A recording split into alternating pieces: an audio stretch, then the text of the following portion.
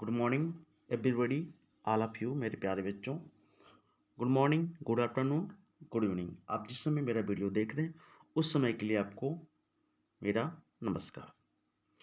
प्यारे बच्चों, आज मैं लेके आया हूँ आपके लिए बहुत ही बेहतरीन सेट, जो कि यह सेट आपको बताया जा रहा है कि 2020 का सेट नंबर 3 2020 का हमने अभी आपको कल ही 2020 का पहला सेट दूसरा सेट मैं करवा चुका हूँ।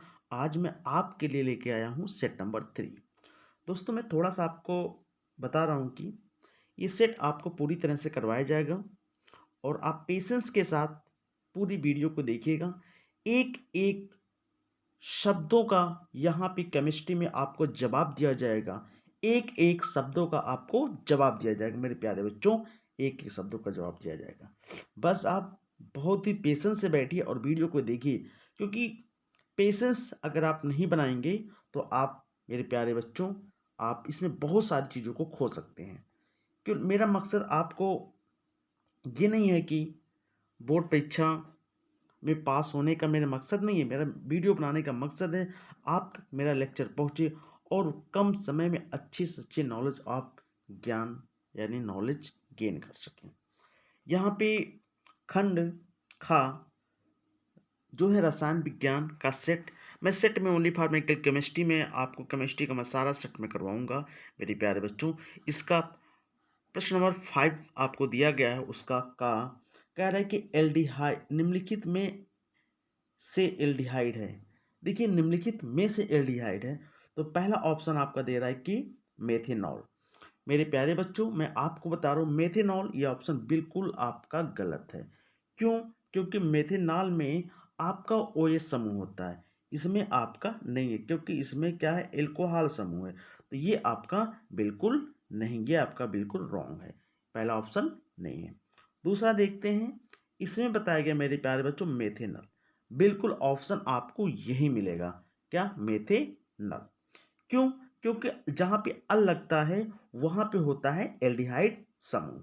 क्या? जहाँ पे अल लगता है वहाँ पे होता है एल्डिहाइड समूह। आपका ये ऑप्शन क्या होता है, सही होता है। ऑप्शन आपका हो जाएगा मेथेनॉल।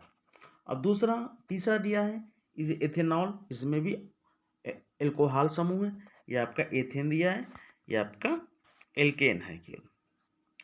अब आपको बताया जा रहा है कि क्वेश्चन नंबर 5 का खा, क्वेश्चन नंबर 5 का खा, इसमें कह रहा है कि सल्फ्यूरिक अम्ल के जलीय विलयन का पीएच मान होता है। देखिए, सल्फ्यूरिक अम्ल के जलीय विलयन का पीएच मान होता है 0, तो बिल्कुल नहीं होता है, गलत। 7 से कम और क्या, 7 और 7 से अधिक। देखिए मेरे प्यारे बच्चों, मैं आपको बता रहा हूँ कि ये जो बताया जा रहा है कि सल्फ्यूरिक अम्ल, हम लोग क्या बोलते हैं इसको, सल्फ्यूरिक अम्ल बोल रहे हैं। तो सल्फ्यूरिक अम्ल का जो पीएच मान होता है वो मेरे प्यारे बच्चों, वो 7 से क्या होता है, कम होता है। क्यों 7 से कम होता है? 7 से कम होगा तभी तो अम्लीय होगा। 7 होगा तो उदासीन माना जाता है, 7 से अधिक होता है तो क्षारीय माना जाता है। इसलिए आपका जो आंसर मिलेगा, आपका आंसर टिक करते हैं क्या, 7 से कम। अब देखिए, निम्नलिखित में से कौन सी धातु अम्ल से ठीक हाइड्रोजन को विस्थापित करती है? कौन सी? ठीक है, ऑप्शन आपका हो जाएगा क्या, ऑप्शन में आप कर लेंगे जिंक। ठीक है, और देखिए बताया गया कि 6 का निम्नलिखित यौगिक के IUPAC नाम लिखिए। क्या बताया गया, निम्नलिखित यौगिक के हम लोग को बताना है कि इनका IUPAC नाम क्या होता है। हमको इसके बारे में बात करनी है कि निम्नलिखित यौगिक के IUPAC नाम क्या होते हैं। सिंपल सा है, जो आपको IUPAC नाम आपको बता रहा हूँ कि इसमें देखिए क्या है, एसिटिक एसिड होता है जो इसका IUPAC नाम होता है। इसमें कौन सा समूह है, सबसे पहले ध्यान दें, कौन सा समूह, ओइक अम्ल, तो इसका नाम हो जाए एथेनोइक अम्ल हो जाएगा। इसमें आपको पूछ रहा है, दूसरा आपको दे दिया गया सी, क्या देगा, HCHO। HCHO जहाँ पे होता है वहाँ पे एल्डिहाइड होता है, तो इसका नाम हो जाएगा, इसका जो IUPAC नाम हो जाएगा, ठीक है, मेथेनॉल। आपका इसका क्या हो जाएगा, मेथेनॉल। अब देखिए, सिस का खा क्वेश्चन आपको बताया जा रहा है कि बेकिंग सोडा, कह रहा है बेकिंग सोडा बनाने की एक विधि तथा उसका उपयोग भी लिखना है। क्या मेरे प्यारे बच्चों, आपको यहाँ पे बताया जा रहा है कि बेकिंग सोडा बनाने की एक विधि तथा उसका उपयोग भी आपको डिस्क्राइब करना है। ठीक है? तो मैं अभी आगे मैं सॉल्यूशन के साथ मैं आपको देता हूँ कैसे बेकिंग सोडा हम लोग बनाएँगे। ठीक है? और क्वेश्चन नंबर ग कह रहा है कि साबुन की सफाई प्रक्रिया जो होती है इसकी हम लोग को क्रियाविधि को लिखना है। और कह रहा है कि क्या होता है जब, क्वेश्चन आपका बना क्या, क्या होता है जब, ठीक है, कह रहा है कि क्या होता है जब व्यंजक चूर्ण को तन सल्फ्यूरिक अम्ल में मिलाया जाता है। क्या जिंक चूर्ण को जिंक चूर्ण को तन सल्फ्यूरिक अम्ल में मिलाया जाता है तो क्या होता है। ठीक है, मैं भी बता रहा हूँ। और कह रहे सोडियम ऑक्साइड को जल में घोला जाता है। दूसरा क्वेश्चन कह रहा है कि सात का का दूसरा क्वेश्चन कह रहा है कि सोडियम ऑक्साइड को जल में जब मिलाया जाता है तो ये प्रोसेस क्या होता है। नेक्स्ट क्वेश्चन इसमें कह रहा है कि धातु तथा अधातु के भौतिक गुणों के आधार में क्या हम लोग को अंतर लिखना है कि इनका डिफरेंट क्या होता है। और नेक्स्ट क्वेश्चन कह रहा है कि किन्हीं दो अभिक्रियाओं को उदाहरण सहित समझाना है। किन्हीं दो अभिक्रियाओं को उदाहरण सहित हम लोग को देना है। जो इसमें पहली अभिक्रिया बताई जा रही है कि पहली अभिक्रिया क्या, संकलन अभिक्रिया क्या है, क्या संकलन अभिक्रिया क्या है। दूसरा इसी का क्वेश्चन कह रहा है कि प्रतिस्थापन अभिक्रिया क्या होता है और ऑक्सीकरण अभिक्रिया क्या होती है और दहन अभिक्रिया क्या होती है। ठीक है, अभी मैं इन सभी चीजों को मैं एक एक करके मैं डिफाइन आपको करता हूं। अब इसी का खा नंबर क्वेश्चन कह रहा है कि निम्नलिखित तत्वों के युग्मों के संयोग से बनने वाले, ठीक है, अस्थायी द्विअंगी यौगिक हम लोग को लिखना है। यानी बताया गया कि Mg तथा नाइट्रोजन के साथ, मैंने मैग्नीशियम और नाइट्रोजन के साथ क्या होगा, और कह रहा है कि पोटेशियम तथा ऑक्सीजन के साथ क्या होगा, एल्युमिनियम और ऑक्सीजन के साथ क्या होगा। अब अथवा में क्वेश्चन इसको करिए या इसको कीजिए, अथवा में इसका क्वेश्चन दिया गया है। ठीक है, इसमें अथवा में क्वेश्चन क्या होता है जब, बताया जा रहा है कि क्या होता है जब, हम लोग को बताना है कि क्या होता है जब एथेनॉल का अधिक सल्फ्यूरिक अम्ल, ठीक है, के साथ कर 444 केल्विन ताप पर गर्म करते हैं। ठीक है, अब मैं इसको रिएक्शन बता रहा हूँ। एथेनोइक अम्ल कह रहा है कि एथेनोइक अम्ल सोडियम कार्बोनेट के साथ कैसे अभिक्रिया करता है। ठीक है, कोई दिक्कत नहीं है। एथेनोइक अम्ल, इसमें ओइक समूह हो गया। देखिए एथेनोइक अम्ल यानी वही मिल गया ना आपको CH3COH। ठीक है, और सोडियम कार्बोनेट Na2CO3 के साथ हम लोग को अपक्रिया देना। ठीक है, अब करें एथिल एसीटेट, एथिल एसीटेट यानी CH3COOC2H5 एथिल एसीटेट हो गया। अब सोडियम हाइड्रोक्साइड क्या होता है, NaOH होता है। दोनों को आप रिएक्शन दे दीजिए तो यहाँ पे आपको इसका सोल्यूशन मिल जाएगा। अब नेक्स्ट क्वेश्चन की बात करते हैं। मेथेन का दहन हम लोग को करवाना है। क्या करवाना, मेथेन का दहन कैसे होता है। ठीक है, अब इसी का खा नंबर क्वेश्चन कह रहा है कि, ठीक है, चांदी का एक तार यानी कॉपर सल्फेट विलयन में डुबाया गया तथा दूसरे बर्तन के एक तांबे का जो तार होता है यानी क्या सिल्वर नाइट्रेट के विलयन में डुबाया गया, दोनों बर्तन में होने वाली अपक्रिया को उदाहरण सहित हम लोग को समझाना है।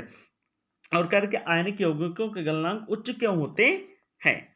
देखिए अब आपको मैं इसका सलूशन लेके आया हूं जो कि लिखा गया हाई स्कूल बोर्ड परीक्षा विज्ञान का पेपर है। ये मॉडल पेपर 2020 का तीसरा सेट है। सेट का नंबर NL है, आपका सेट का नंबर। ये सबसे बड़ी बात होती है सेट कौन सा है और सेट का नंबर्स क्या है, इन सभी चीज़ों को मैं डिस्क्राइब कर रहा हूँ इस वीडियो में। ठीक है, तो सबसे पहले इसका फर्स्ट का यानी पांचों का है, यहाँ पे फर्स्ट लिख के लेकिन पांचों क्या कह रहा है कि निम्नलिखित में से एल्डिहाइड है। क्या निम्नलिखित में से एल्डिहाइड है, एल्डिहाइड का क्या होता है, नल। उसमें ऑप्शन जो दिया गया है, सल्फ्यूरिक अम्ल के जलीय विलयन का पीएच मान होता है वो 7 से कम हो गया। अब क्या निम्नलिखित में से कौन सी धातु अम्ल से हाइड्रोजन को विस्थापित नहीं करती है, तो हमने सोचा ऊपर करती है तो जिंक बता दिया था, नहीं करती है तो आपका क्या हो जाएगा, कॉपर हो जाएगा। क्या हो जाएगा, कॉपर हो जाएगा ऑप्शन।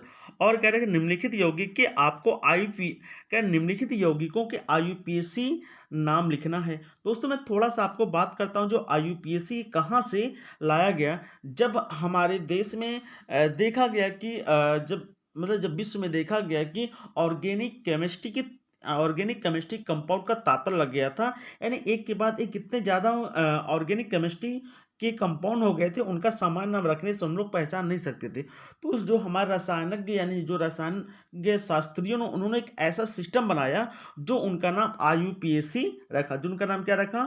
आईयूपीएसी रखा। उसका फुल फॉर्म होता आईयूपीएसी का, ठीक है, international international union of pure and applied chemistry होता है।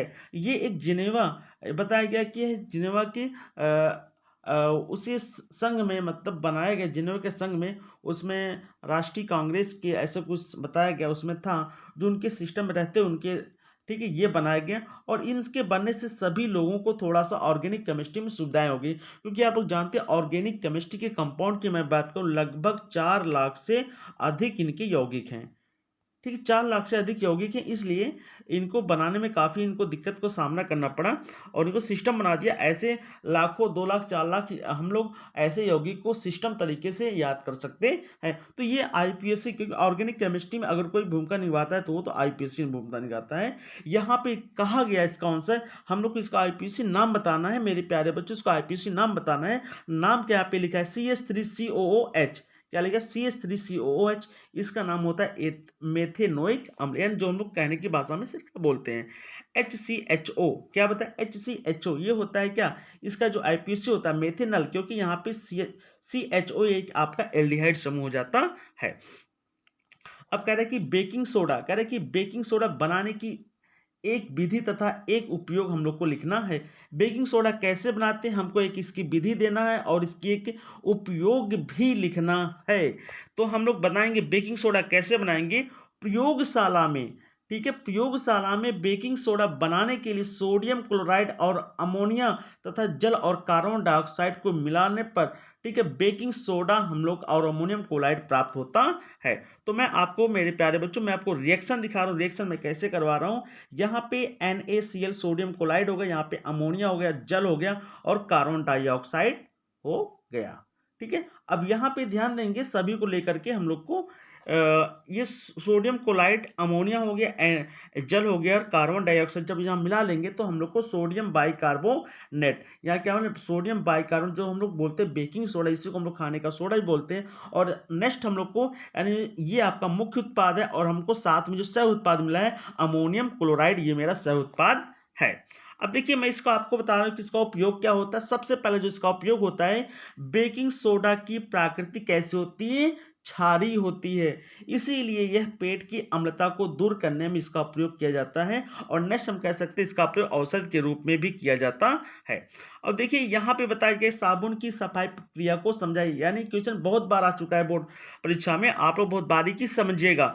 जब साबुन को जल में घोला जाता है तो यह मिसेल बनाता है। क्या मतलब? मिसेल, मिसेल बनाता है। मिसेल मतलब मैल टाइप में होता है जो मिसेल बनाता है। ये गंदे कपड़ों से धूल, तेल तथा ग्रीस हटाने के लिए गंदे कपड़ों को साबुन वाले पानी में डुबोया जाता है। साबुन का जो कार्बोहाइड्रेट भाग होता है जल में विलय नहीं होता है, ठीक है, जो कार्बोहाइड्रेट भाग जल में विलय नहीं होता है। आयनिक भाग जल में क्या पूरी तरह से घुल जाता है। हाइड्रोकार्बन वाले सिरे में फंसे जो धूल होते हैं और चिकनाई के कारण क्या होता है, कपड़े की सतह से खींचकर जल में आ जाते हैं, जिससे गंदा कपड़ा आसानी से क्या होता है, साफ हो जाता है। साबुन की सफाई प्रक्रिया है।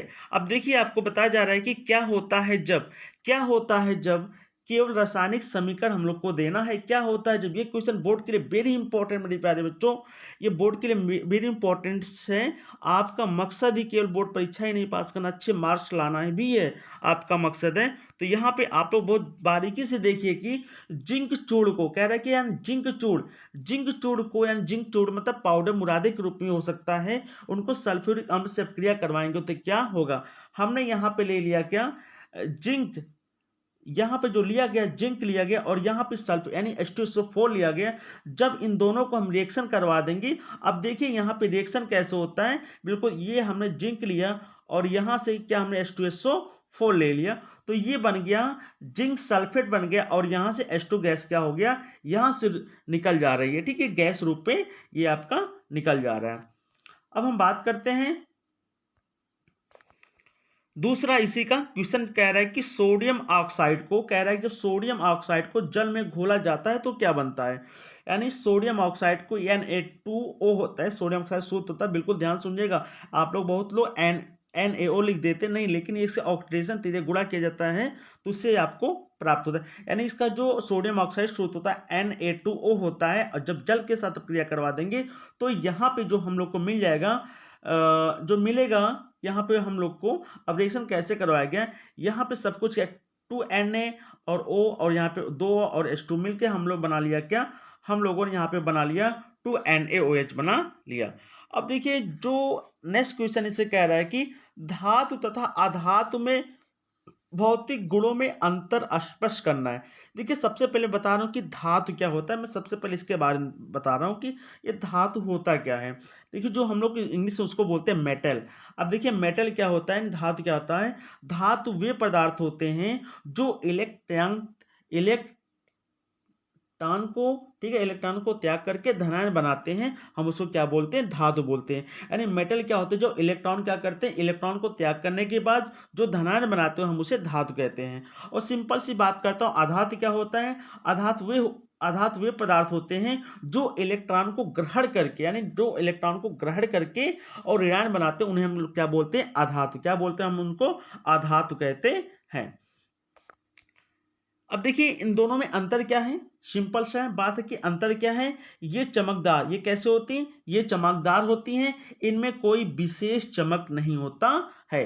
देखिए धातुएं क्या होती, चमकदार होती हैं, अधातुएं क्या होती, अधातुओं में कोई विशेष चमक नहीं होता है। और नेक्स्ट में बात करता हूं, ये घातवर्धनी होती हैं, क्या बताया गया, ये घातवर्धनी होती हैं। और घातवर्धनी मेरे कहने का मतलब पीटेंगे ना तो फैलेगी, जो धातु होती है पीटने पे क्या होता है, फैलती हैं, तो इसको हम लोग बोलते हैं घातवर्धनी। और दूसरा बताया गया कि इनमें ये आघातवर्धनी होती, आघात कर देंगे चूर चूर हो जाएंगे, ठीक है। और दूसरा बताया, तीसरा पॉइंट में इसकी बात करता हूं, धातुएं जितनी भी होती हैं वो विद्युत की क्या होती हैं, गुड कंडक्ट होती हैं, यानी विद्युत की सुचालक होते हैं, जिनमें इलेक्ट्रोसिटी एक सिरे से दूसरे सिरे तक फ्लो होता है, हम लोग उसको क्या बोलते हैं, उसको हम लोग बोलते हैं क्या, सुचालक। इसके बाद हम बात करते हैं, सुचालक हो गया। ये विद्युत की क्या होती हैं, अधातुएं कुचालक होती हैं। अगर अधातु की बात करेंगे तो ये विद्युत की क्या होती हैं, ये विद्युत की कुचालक होती हैं।